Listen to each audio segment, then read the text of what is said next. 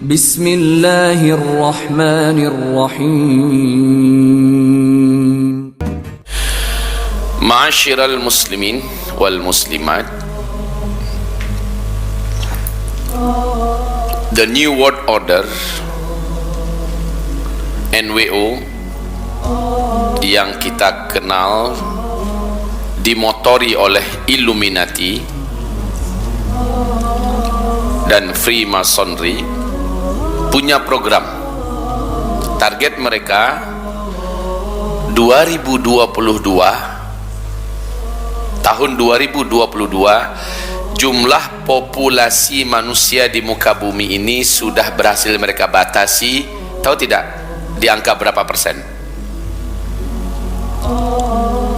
Ini program mereka yang sangat menakutkan, tapi Allah Maha Pengasih Maha Penyayang, Allah bongkar sehingga jadi ketahuan. Tidak tanggung-tanggung jumlah yang akan mereka pangkas dari manusia yang hidup di bumi ini pada tahun 2022 menurut rencana mereka adalah 93% manusia habis. Berarti yang boleh hidup siapa? Cuma 7%. 7% itu siapa? Orang-orang pilihan mereka. Sekarang orang-orang sudah mulai mereka sortir, sudah mereka tentukan si fulan dengan keluarganya. Itu pun ada di antara keluarganya yang nggak lulus. Si fulan, si fulan, si fulan, si fulan. Yang lainnya program mereka akan dihabisi. Melalui apa mereka menghabisi? Melalui pertama food. Hati-hati, dengarkan ini baik-baik. Melalui food, makanan-makanan yang mereka ciptakan, minuman-minuman yang mereka buat, baik minuman mineral, makanan-makanan kaleng, makanan-makanan cepat saji, atau tanam-tanaman, sayur-sayuran, biji-bijian, bahkan buah-buahan. Kita dengar dengan genetika modification, ya, GMO. Ini berdampak dalam program mereka. Siapapun yang mengkonsumsi, yang memakan, yang menggunakan, ya, yang menikmati buah-buahan, sayur-mayur, biji-bijian, makanan cepat saji, minuman-minuman yang sudah menguasai pasaran dunia pada hari ini,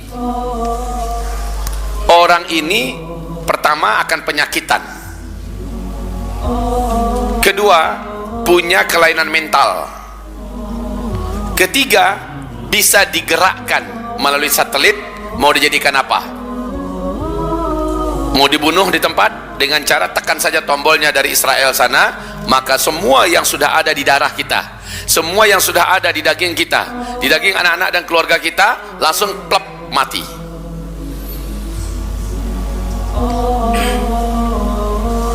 Luar biasa yang mereka lakukan kepada kita, dan ini kepada umat manusia. Mereka nggak pilih-pilih ya, muslim saja, tidak. Pokoknya dalam program The New World Order, program mereka yang boleh mengisi dunia ke depan hanyalah orang-orang mereka saja. Kalaupun ada orang-orang di luar mereka yang mempunyai loyalitas untuk mereka, hanya kalangan tokoh-tokoh dan keluarga pedagang-pedagang sukses dunia, para pemimpin-pemimpin yang memberikan sembah sujud mereka kepada Zionis internasional. Jadi melalui makanan. Negara manapun di muka bumi ini sekarang sudah berhasil mereka masuki, apalagi Indonesia yang sangat rapuh. Sekarang coba lihat Indonesia, apa saja diimpor. Apa saja diimpor. Yang paling vital, beras. Kurang apa sawah ladang kita di Indonesia ini? Impor. Gula impor. Garam impor. Kedelai impor, bawang impor, jagung impor. Kayaknya kita ini bukan apa-apa di negeri sendiri, semua serba diimpor. Ada yang ngaku di Pekanbaru dia punya mat muslim. Apa katanya? Sekarang kita ingin mencari beras yang asli dicocok tanami oleh pribumi. Ternyata dibatasi tidak boleh lebih dari 1 ton, bahkan hanya sampai di angka 600 kilogram saja boleh dibeli. Ini akan dibeli oleh lapisan masyarakat luas kepada muslimat ini. Ditanya kepada tokoh-tokoh pribumi lainnya juga sama, sangat dibatasi. Tapi siapa yang mau beli beras impor, berapa mau dikasih? Ini akan berakibat kepada apa? Terpaksa kita mengkonsumsi.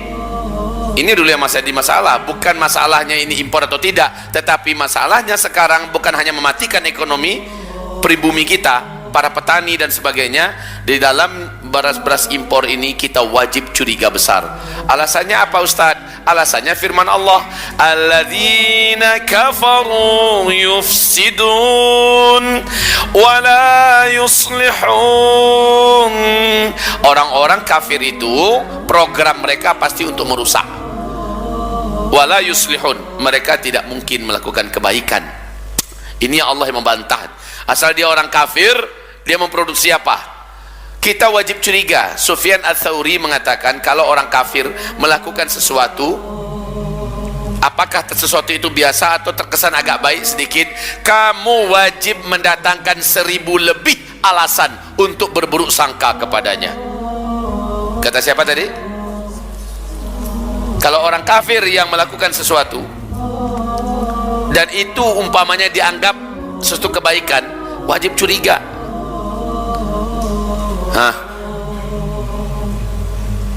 Kebalikannya, kalau muslim yang bagus, muslim yang baik melakukan sesuatu yang kesannya agak salah atau mungkin keliru menurut kamu, wajib datangkan 1000 lebih alasan untuk berbaik sangka kepadanya. Begitu ya, jangan dibalik. Selama ini yang kita dengar itu logikanya dibuat terbalik. Kalau dari muslim aja curiga aja bawaannya.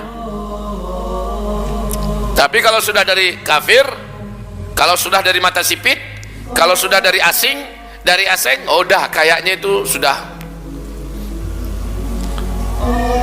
Wahai hamba-hamba Allah, saudaraku, melalui food mereka punya target mengatur kita melalui satelit dengan makanan yang kita masukkan, dan makanan itu menjadi bahagian dari darah kita, bahagian menjadi daging kita. Seharusnya kita sekarang ini di akhir zaman wajib memprioritaskan standar makanan menurut Al-Quran. Standar makanan menurut Al-Quran apa bunyinya? Halalan thayyiban. Ini standar makanan menurut Al-Quran. Kalau ditanya pemuda akhir zaman, maka target mereka nomor 1 memang pemuda. Pemuda di sini baik laki-laki ataupun perempuan, ya. Yang ini jadi yang pertama melalui food, ya. Jadi yang Allah perintahkan kita itu agar kita konsumsi adalah halalan thayyiban, yang halal lagi thayyib. Kalau halal, targetnya adalah kepada ruh kita, ibadah kita, dan doa kita. Doa. Kalau thayyib, targetnya adalah kepada kesehatan kita, targetnya kepada akal kita, dan targetnya kepada mental kita.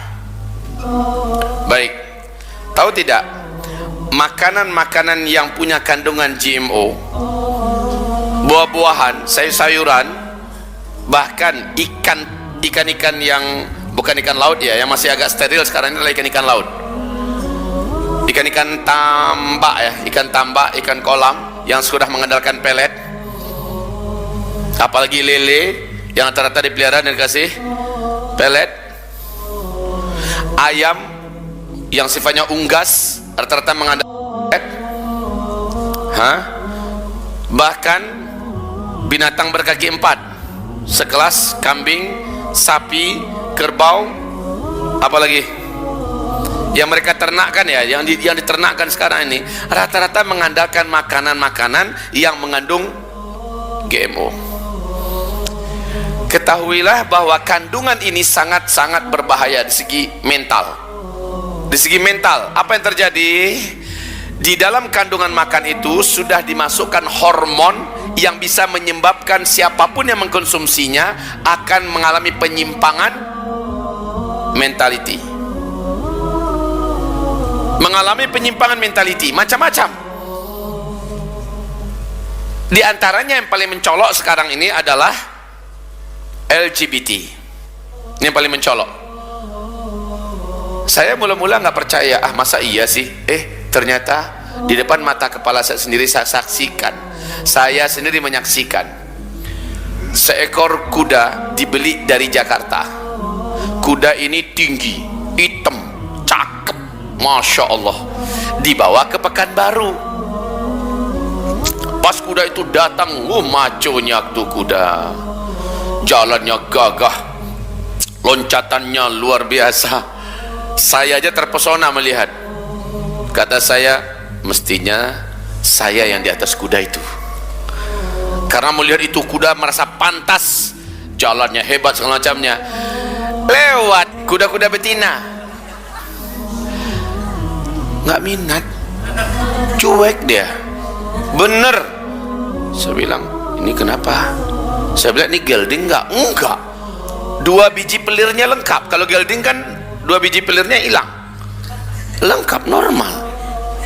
Biasanya reaksi langsung, namanya kuda kan, tahu aja kuda kalau ngeliat cewek langsung cewek kan gitu kan,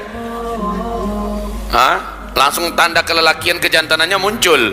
Nah ini enggak, dia cuek bebek aja, lewat dekat-dekatnya dia biarkan aja. Agak curiga sedikit sih, kok kenapa ya gitu. Salah satu kuda-kuda jantan lepas. Oh, semangat dia ngeliat kuda jantan itu, dikejarnya. Saya pikir kuda jantan itu mau diajaknya kelahi, ditindihnya. Waduh, kuda LGBT, saya bilang. Masya Allah.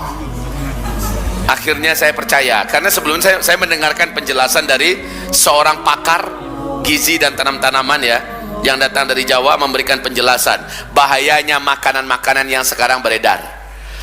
Ya, makanan yang diberikan kepada hewan ternak, yang diberikan untuk pupuk, yang diberikan untuk makanan-makanan hewan-hewan atau tanam-tanaman, sayur-sayuran yang akan kita konsumsi, dijadikan pupuk, dan di dalamnya mengandung kandungan-kandungan yang dapat menjadikan kita mengalami perubahan kesehatan, dari sehat menjadi lemah, mudah diserang penyakit. Karena dalam makan itu mengandung zat-zat, mengandung hormon-hormon yang sengaja diciptakan untuk merusak kita dan menghabisi kita. Makanya sekali lagi kuncinya dalam Al-Quran, Allah perintahkan kita, kulu mimma fil ardi halalan, makanlah oleh kamu apapun yang ada di bumi, syaratnya halal,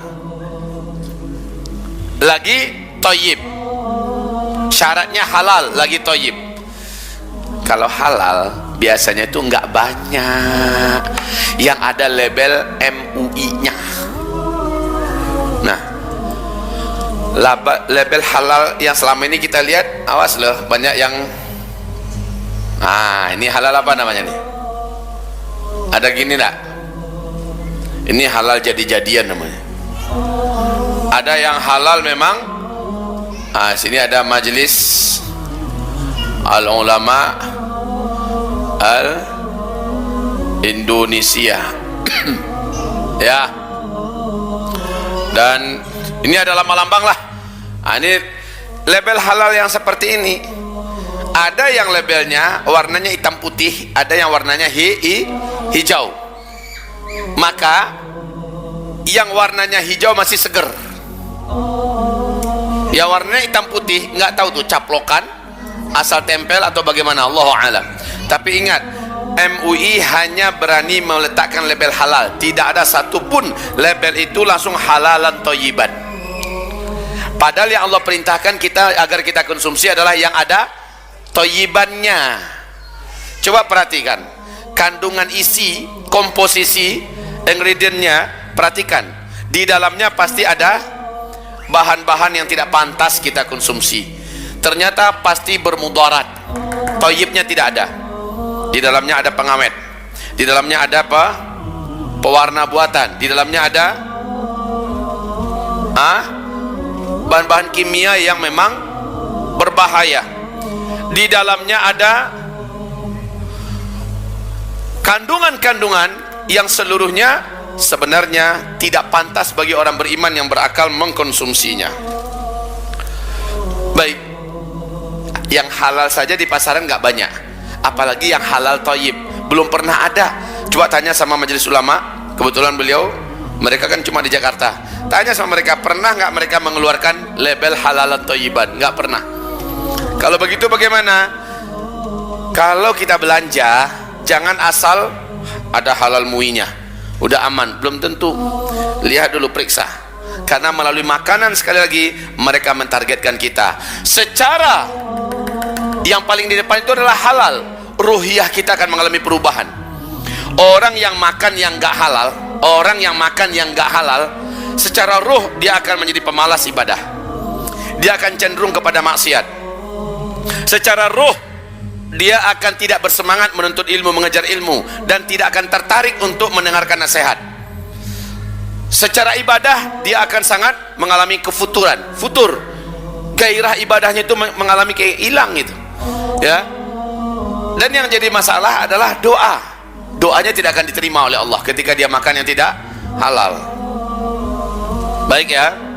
Jadi di satu sisi halalan thayyiban ini di akhir zaman diprogram oleh mereka agar kita bisa disetel dari jarak jauh. Kemudian apabila tiba limit dan waktunya, melalui satelit mereka tekan tombol-tombol tertentu, orang yang di dalam dagingnya, di dalam darahnya sudah ada kandungan-kandungan yang selama ini mereka ciptakan melalui makanan yang mereka sebarkan ke seluruh dunia, maka makanan kaleng, makanan cepat jadi, atau maka makanan dari bahan-bahan kimia dan pupuk-pupuk kimia yang berbahaya, dan kita konsumsi sama bertahun-tahun, atau melalui vaksinasi, melalui imunisasi, melalui suntikan-suntikan dan sebagainya. Masya Allah ya. Jadi mereka bisa selesaikan kita dengan sangat cepat.